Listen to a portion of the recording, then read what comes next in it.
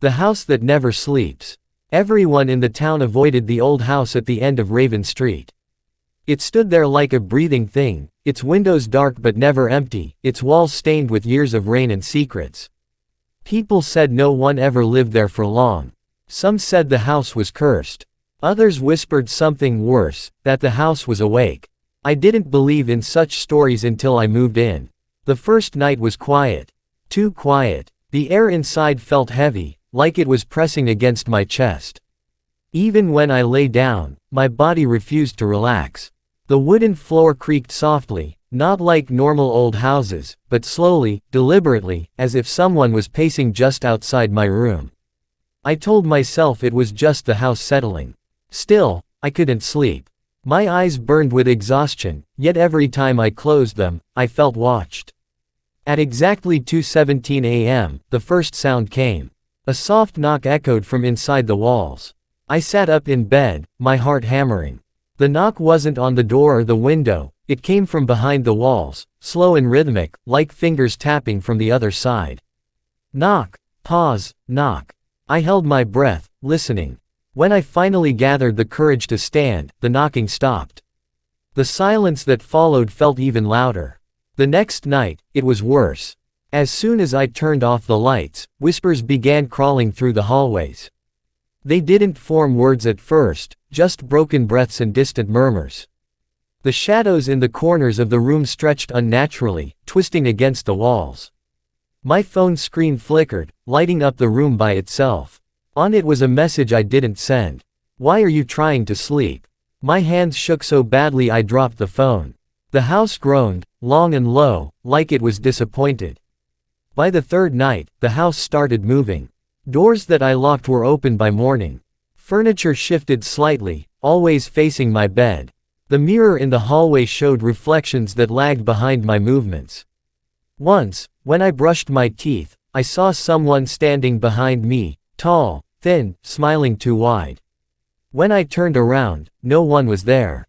But when I looked back into the mirror, the smile remained. Sleep became impossible. Every time I lay down, the walls began to breathe. In, out, in, out. The ceiling fan spun faster on its own, casting shadows that looked like crawling hands. At 3:33 a.m., the house spoke clearly for the first time. "You don't need rest anymore." The voice came from everywhere, floor, ceiling, walls, soft and comforting, like a lullaby soaked in poison. I screamed and ran outside, barefoot and shaking. But when I looked back, the house lights were on in every room, glowing warmly, invitingly. The front door slowly opened by itself. I realized then the truth. The house never sleeps because it feeds on those who try to. Every night without sleep made me weaker. My reflection grew paler. My eyes sank deeper. And the house grew louder, happier. It learned my thoughts, answered before I spoke, moved before I did. When I tried to leave for good, I found the street looping back to the front door no matter which way I ran. Now I sit awake at the window, writing this while the house hums softly around me. The walls are closer than before. The whispers are gentle now. Encouraging. I haven't slept in days. And the house is wide awake. I stopped counting the nights. Time no longer moved correctly inside the house. The clock in the living room spun its hands in slow circles, sometimes backward, sometimes not at all. My phone battery never died, yet the screen showed the same hour over and over, 3:33 a.m. The house wanted me awake.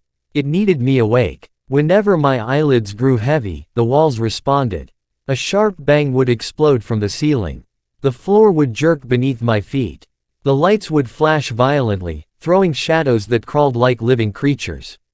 Once, when I finally collapsed onto the couch, something whispered directly into my ear, cold breath brushing my skin. "If you sleep, you will disappear." I jolted upright, screaming. The couch was no longer facing the television. It faced the hallway, dark, narrow, endless. At the far end stood the same smiling figure from the mirror.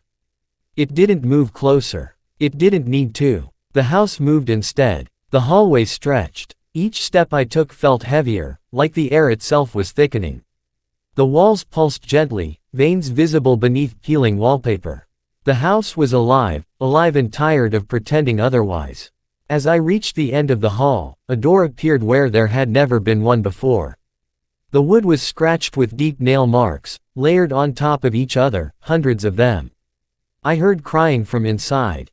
Against every instinct, I opened the door. The room was full of beds, dozens of them, each holding someone staring at the ceiling with wide, sleepless eyes. Their mouths were stitched shut with dark thread.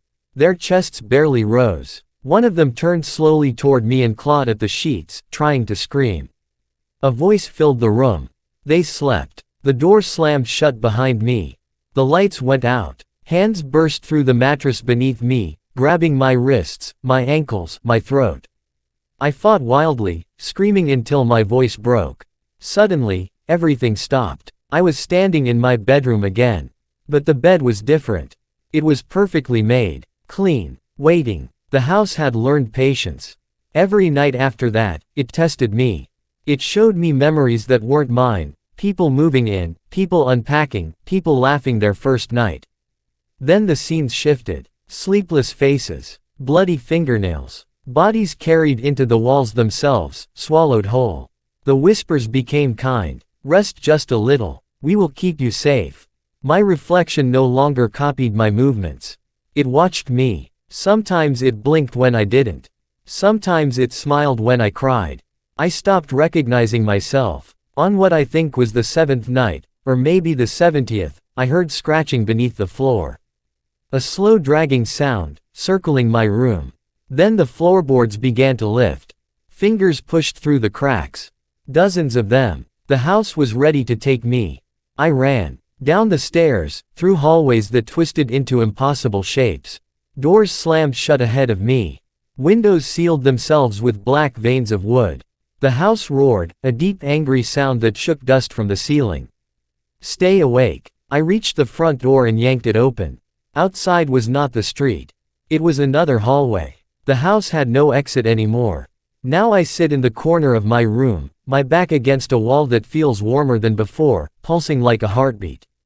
My eyes burn. My head feels full of fog. The whispers are louder than ever.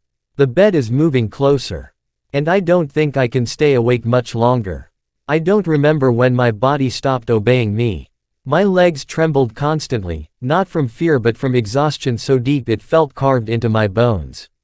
My thoughts drifted in and out, blurring like fogged glass.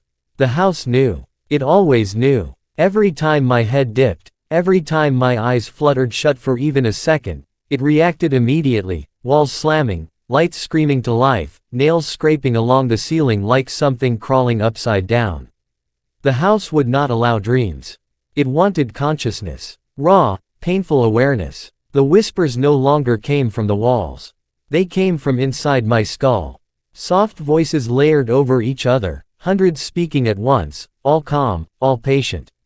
You are doing so well. Just a little longer. You're almost part of us. I stumbled into the kitchen, gripping the counter to keep from falling. The sink was overflowing, though I hadn't turned on the tap. The water was black and thick, pulsing slowly like it was breathing. When I touched it, faces surfaced, eyes wide, mouths open in silent screams, before sinking back into the darkness. I screamed and fell backward. The ceiling split open, not cracked, opened, like flesh tearing apart. From the gap, something leaned down. It had the shape of a man but moved wrong, its joints bending backward, its neck stretching too long. Its face was familiar. It was mine. Its mouth opened impossibly wide, and the voice that came out was my own. You can sleep now. I ran until my lungs burned, but the house folded around me, reshaping itself with every step. Staircases led nowhere. Doors opened into the same room again and again. The house was closing in, tightening like a fist. The walls pressed so close I could feel their warmth through my clothes. I reached a room I had never seen before. The bedroom. The real one. At the center stood a massive bed made of dark wood and stitched fabric. The mattress rose and fell slowly, like a chest breathing. Around it stood the others, the sleepless ones, no longer lying down. They were standing now, their stitched mouths torn open, their eyes hollow and glowing faintly.